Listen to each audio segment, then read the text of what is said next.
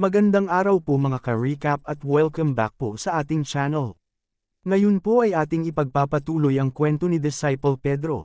Napagtanto na nga nila ni Pedro at G1 na may tao na tumutulong kay Alipid sa loob ng gusali.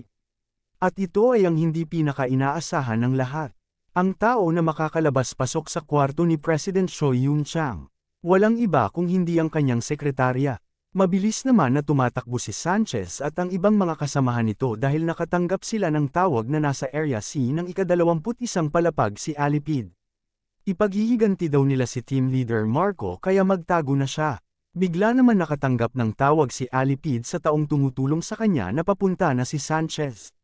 Sino daw si Sanchez? Tanong ni Alipid, siya daw ba ang tauhan ni Marco? Walang silbi pa rin daw kahit dumating pa sila. Ano daw ang ibig sabihin niya? Tanong ng tumatawag sa kanya. Ito ay dahil patay na sila Sanchez at mga tauhan niya. Sinabi naman ng sekretarya sa kanya na nagawa na niya ang pinapagawa nito. Mabuti daw kung ganoon. Ang isusunod naman nila ay ang binatang si Kim Son-go. Bigla naman na nagulat ang sekretarya kaya tinanong siya ni Alipid kung ano ang problema. Biglang nagtanong ang sekretarya kung ano daw ang ginagawa nila. Ito pala ay ang mga bantay sa labas ng kwarto ni President Choi. Si Ariana at si Grande. Ano daw ang laman ng briefcase? Sumagot daw siya ng totoo. Sinabi ng sekretarya na mga mahahalagang dokumento lang ang laman daw nito. Tiningnan lang daw nila ng chairman ang mga ito. Ano daw ang problema nilang dalawa?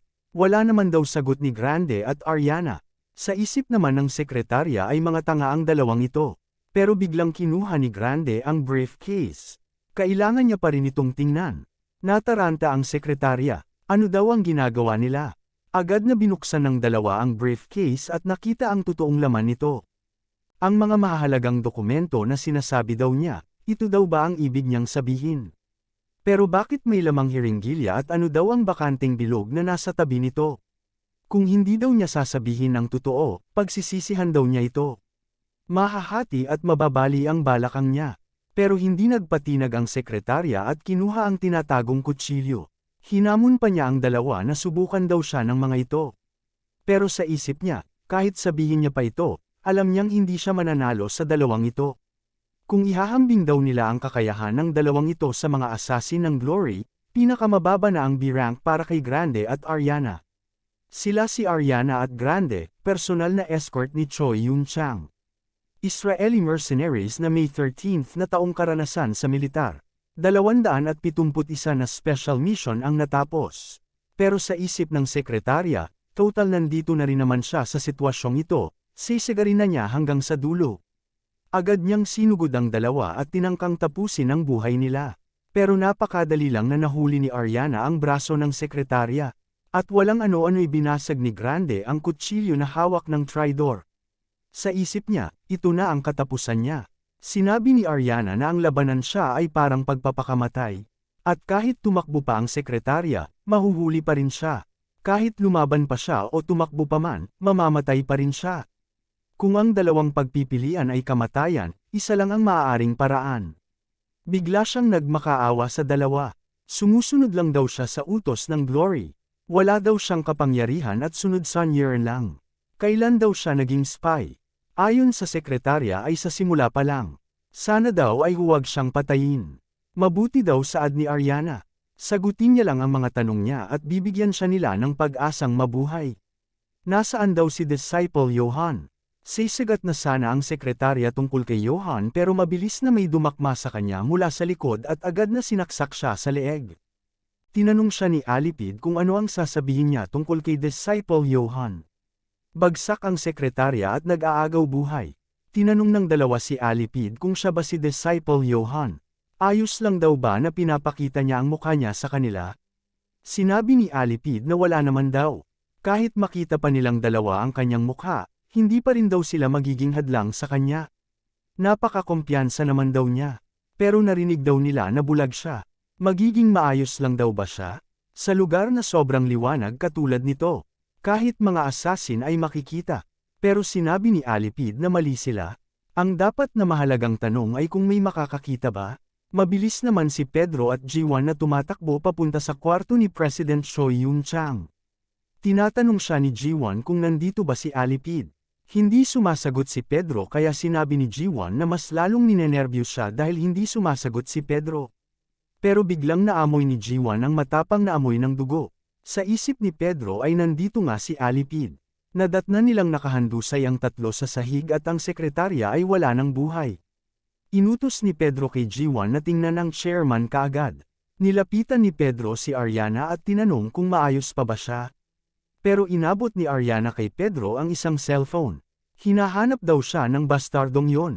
Agad na sinagot ni Pedro ang tawag at tinanong si Alipid kung pinagsisisihan daw ba niya ang pinag-usapan nila sa elevator kanina. Hindi daw siya nagsisisi dahil hindi pa tapos ang kanilang pag-uusap. Ito ay tungkol sa sinabi ni Sungu na kahit gaano pa kagaling si Alipid, hindi niya matatalo si Pedro.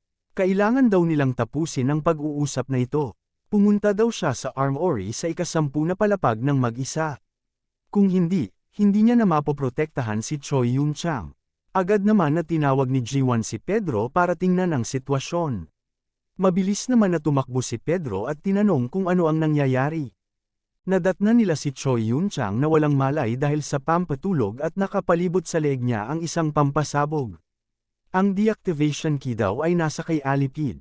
Biglang sinabi ni Pedro kay G1 na ilabas daw niya ang bagay na pinag-usapan nila kanina sa elevator.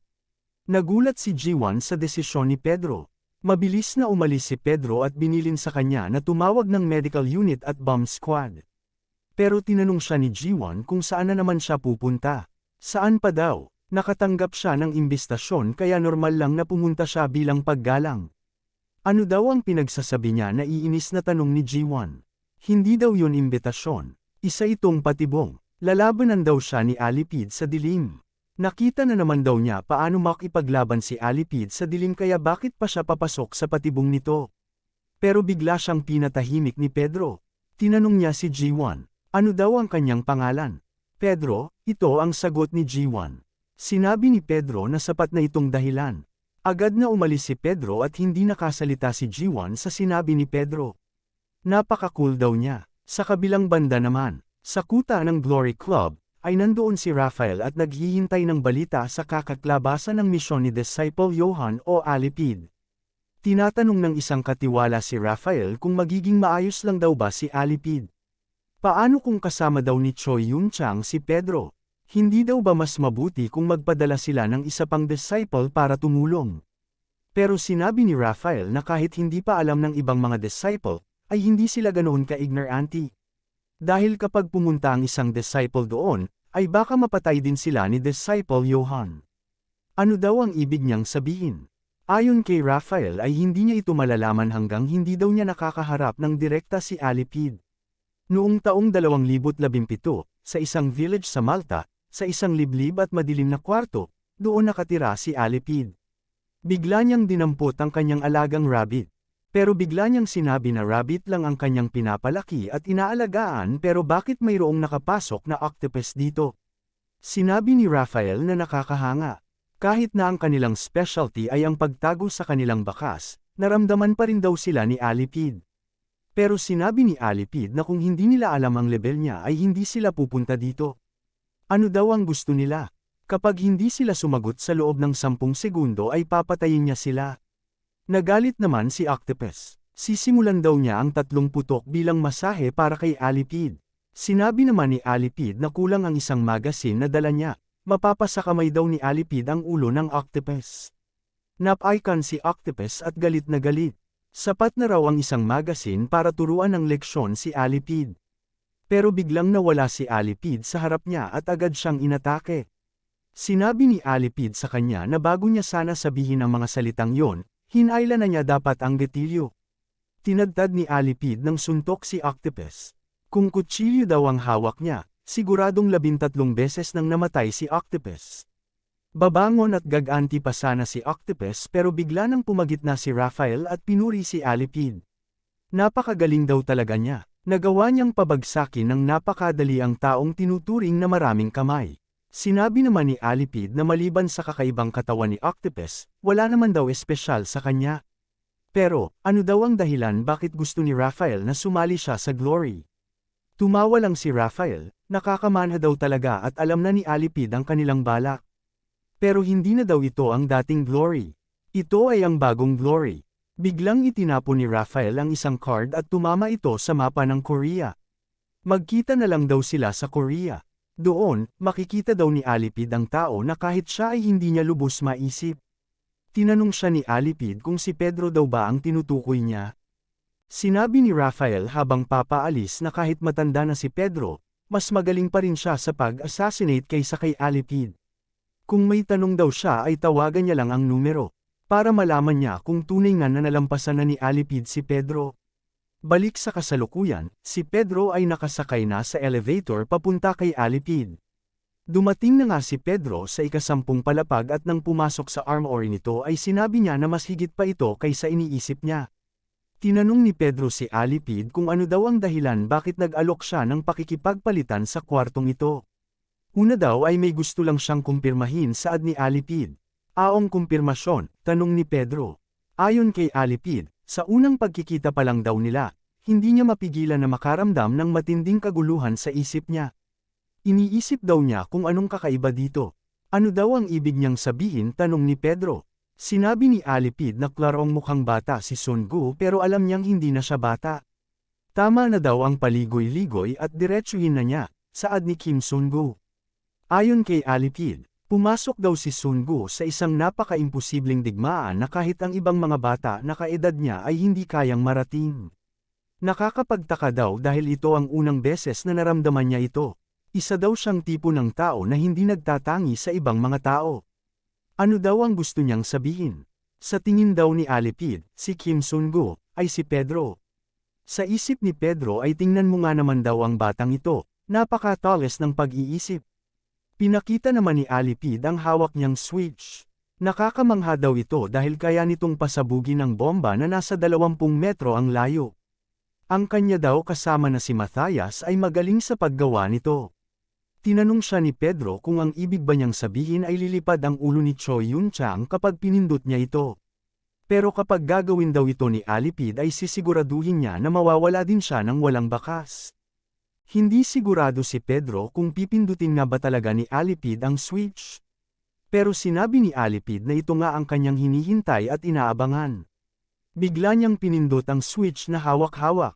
Natataranta naman ang bomb squad dahil sa biglang tumunog ang bomba na nakalagay sa leeg ni Choi Yun-chang. Naramdaman din ito ni Ji-won at tila alam na niya ang nangyari. Sinabi ni Alipid na sa isang party, nakaka-boring daw kapag walang music. Biglang nagkaroon ng malakas na pagsabog sa itaas na parte ng gusali ng Diha Group. Bigo na nga ba maprotektahan ni Pedro at Ji-won si Choi Yun-chang? Alamin po natin yan mga ka-recap sa susunod na mga kabanata. Maraming salamat po sa panunood at sana po ay nagustuhan ninyo. Please like our videos po and also subscribe to our channel. See you soon. Bye!